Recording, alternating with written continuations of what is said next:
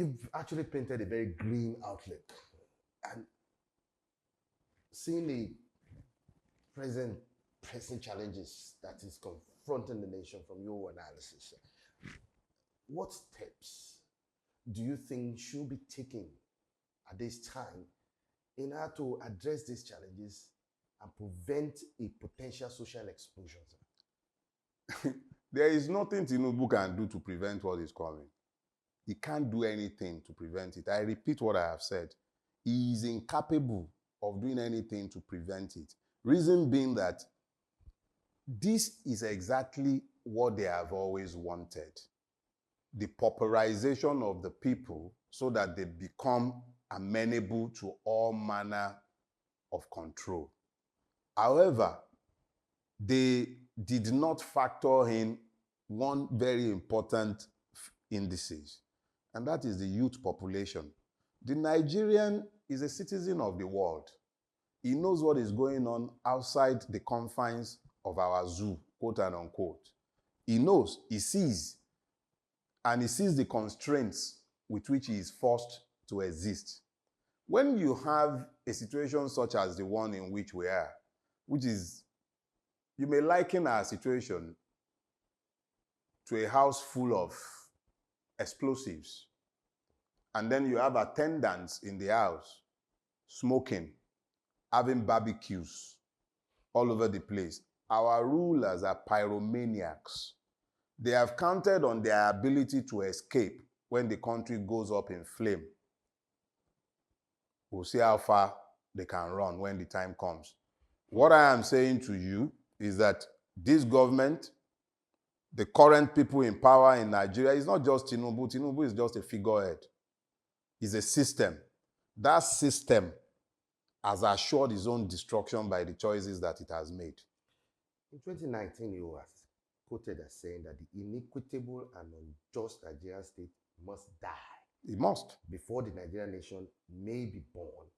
That the death tolls of the one are the back pangs for the latter, and it has fallen on the conscience to assist in the death of one and in the birth of the other.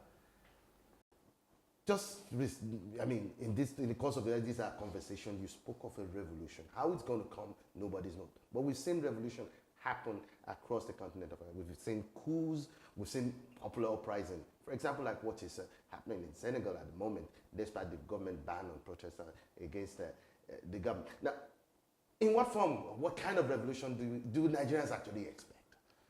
Put it this way.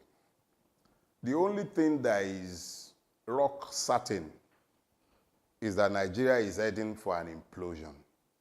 Whether that results in chaos or a revolution is a different ballgame entirely. When I say the iniquitous Nigerian state must die, I'm talking about that state that has no citizens. This one that we're living in, it has no citizens. It has no room for citizens. You cannot have citizenship in the absence of the rule of law. Nigeria is not ruled by law. It is ruled by the will of men, impunity. The kind of impunity that allowed that Jaguda called Yakubu to be declaring election results when there are no results to offer to the people. For the first time in Nigerian history, the electoral umpire cannot tell the people how it arrived at the winner of the presidential election. So when you are confronted with that kind of situation where the people know, it's not that they think, they know that the electoral path has been blocked, that the judiciary is useless. The people know. So eventually what you are saying is that go and do whatever you want to do. This is what we will do. They will even tell you with aplomb, go to court. The level of confidence in the subversion of judiciary is so high, and they do not even bother to hide it. They tell you straight up, go to court. So when you are faced with that, it becomes inevitable that at some point, there will be an ignition. I am hoping that when that happens, it will not be the poor man turning on the poor man. That the people will be better able to recognize their true enemies and not be turning against each other, but focus their attention on the true enemies of the Nigerian people. But that this will continue is not even within human consciousness for this to continue ad nauseum. Something must give. Let me also take you up on this. You were quoted as saying that you asked the question, have you heard about the theory of gradual escalation? First, we swear for them, then we go to the next level, then we graduate to sit at home, then we protest in front of our homes, then we go to the streets, a step at a time. I see you've been paying attention. I've actually been following up. Okay. Now, some are of the opinions that the fault lines, Nigerian fault lines, have been widened, that it is near impossible for the citizens to muster a protest that will be able to disrupt the present current debacle. See, I wrote a piece once. I called it the arrogance of foolish knowledge. People like me, we sit down, we speak Dogon Turenchi because we are still reasoning things. We think through issues before we speak or before we act. Yeah, that's all well and good. But I'm not as hungry as the man on the street. I have the luxury of a full belly. I have the luxury of options. I can think through my options and then advise. I see nothing to gain in violence. That's because I have something to lose in violence. The average man, he has nothing to lose. He's lost everything. Everything has been taken from him. He sees his life and he's envying the dead. And then you say to him that he should calm down. My greatest fear is chaos. The conscious have a duty to make sure that this does not descend into chaos, but births change. The difference between chaos, anarchy, and a revolution is the presence of a plan for the day after the chaos. In the absence of a plan for the day after, what you have is anarchy. So when I said that we swear for them, yeah, swearing for them like I'm proposing that we should swear for Yakubu is to help the people to mobilize themselves. When you go to church, you start with praise worship, Abi? And so we start with swearing for them. Let's swear for them. In swearing for them, you identify the enemy. So what I'm seeking to do is to connect the people to the enemy. Understand who your enemy is. Don't focus on a fellow victim because your enemies have told you that he is your enemy. You should identify your enemy yourself. So in identifying the enemy, I'm saying swear for them. The person you are swearing for, you have identified the person. You are not just laying curses unnecessarily. When you are done swearing for them, then you move it to the next level. That's the bit about gradual escalation. Gradual escalation necessitates that the people must clearly identify the enemy and not just be fighting without focus. Now, let me just take this question because it's also paramount that I bring this to the fore, and that has to do with the recent crisis in the Labour Party, the accusations and counter-accusations against the chairperson of the party, that's Abore. We've had issues of forgery, bribery, betrayal of trust, and forgery of documents, withdrawal and substitution of governorship and candidates, as well as members of the House of Reps editorial district across the country by the same guy. And some have even claimed that he actually outrightly sold tickets to opposition-sponsored candidates. He had actually come out to denounce all this. And this has prompted Peter Obi's opening of the books. What's your view or your opinion on the crisis bedeviling I believe that LP at this point in time? Is it a function of the opposition party? Let me say this quickly.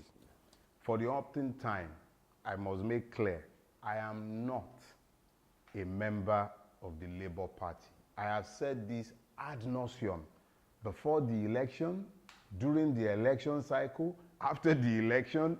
I'm saying it again now. I am not a member of the Labour Party. And I have also kept myself insulated from the news cycles because I have enough stress to deal with than the madness of political operatives. But I have heard fragments of the accusations of these issues that you have raised. And I am firm in my own belief. All the charges that are being laid against him, let it be put in the public space. Let them deal with their madness by themselves. I am not a member of their party. I supported Gregory Peter Obi on principle. That election is over. I still support him as a leader, but I am not a member of their party. I don't know what is going on within the party. I don't know if it is, look, if I remember the Apapa imbroglio, if I remember the extent of complicity that was shown by the APC in the affairs of the Labour Party, the attempts at destroying every opposition party, I'm not surprised by those who would also say, oh, this is APC sponsored. But that is neither here nor there. For me, members of the Labour Party should be interested in finding the truth. Nigerians should be interested in finding the truth. I commend Peter Obi. I know as a fact that he published his account, at least the presidential campaign fund thing. He published it. I'm not sure anybody has come out to say that there is something wrong with what he has published. I don't know if there is anything is wrong with it, but I doubt it. The man is scrupulously honest as far as I can tell. But if the Labour Party has its own issues, it's for them to deal with. I'm not a member of their party. Good luck to them in dealing with it. I see them as... After detaining him and restricting his movement within Nigeria, the Attorney General of Nigeria decided not to pursue the treason case against Showore further. What's your Look, perspective about this? a lot of idiots in Nigeria will say talk is cheap. And I have had occasion to repeatedly point out, talk is not cheap. What Yele Showore has paid a very high price since 2019 in persecution for doing nothing other than to talk. All he did was to speak up about the objective realities of our condition and about the likely solutions to our problem. That is all Yele ever did. That the Attorney General suddenly woke up and realized that they never had a case against the man and they were merely persecuting him, it does not excite me. The only thing I can say is, at least there would appear to be some measure of sanity entering the office of the Attorney General. And I congratulate Showore for his doggedness. I'm happy to see that he's been taking off their stupid prosecution. And I believe there are still a few cases that are hanging here and there. I would imagine that if they have found the grace to do this, they will do what they need to do to let the man be. He has done nothing. And whilst we're at it, exactly what has Nnamdi Kanu done? Exactly what? All the terrorists they are busy mollycoddling, have they not done much worse? Exactly what has it done that is so gruesome that they cannot free the man? So yeah, it's good that they have freed Yele now. And it will be even better when they drop all the other charges and allow the man his unfettered freedom. Finally, yeah. Considering the administration's, this current Tinubu's administration's current stance and policies, do you believe there is still room, or do you see any room, if at all there is, for a beautiful turnaround in Nigeria's economic and political trajectory? And what will Peter Obi have done differently in terms of key actions or reforms that you feel he would have recommended to steer the country away from the path of partition? The one thing I know is that Peter Obi would not have approved 24 billion arch subsidy. Peter Obi would not have governed and the National Assembly will be buying SUVs for his members. Peter Obi will not be appointing his wife, his son-in-law. He will not have appointed... Look, there is a world of difference, but it's an exercise. For me, a comparison of the two is actually a waste of time. But insofar as it relates to whether this government is capable of doing anything to change the trajectory, the point is, does this government even have the will to change the trajectory? Bola Ahmed Tinubu has been loud and clear in declaring that he is here to continue the policies of Buhari. The only difference between the two is that whilst Buhari needed to worry about public opinion, this particular one does not care about any public opinion. He owns the press. Even the ones he does not own outright as proprietor, he owns the editors, he owns all of them. So they carry the government's narrative and they will continue to say it the way he wants them to say it. Eventually, this system will grind to a halt. Bet on it. It does not need a daily... In fact, someone like me is probably helping to stabilize the system. There are a lot of people out there who will not speak my Dogon Turenchi when they have the opportunity. They will let this system catch fire. It's already doused itself in petrol. Our rulers are pyromaniacs. They want to burn Nigeria. It's probably the only way they can escape with their loot. That's why you see all of them. They have second passports. All of them. All, including Obas. They all have second passports. So they've calculated that their interests are best served outside of this country that they have destroyed. So anybody who is sitting around expecting that these ruiners of Nigeria will be the repairers of Nigeria are daydreaming and delusional. Nothing is going to change under the rule of this man in Aso Rock. It will get progressively worse until it grinds to a halt. I don't know how soon that will be, but go and write it down. This system will grind to a halt eventually because it has no capacity to either change itself, restructure itself, or do a course direction. It is going in the only direction it knows, and it is the direction of destruction. Nothing is going to change under this administration. Thank you for having me.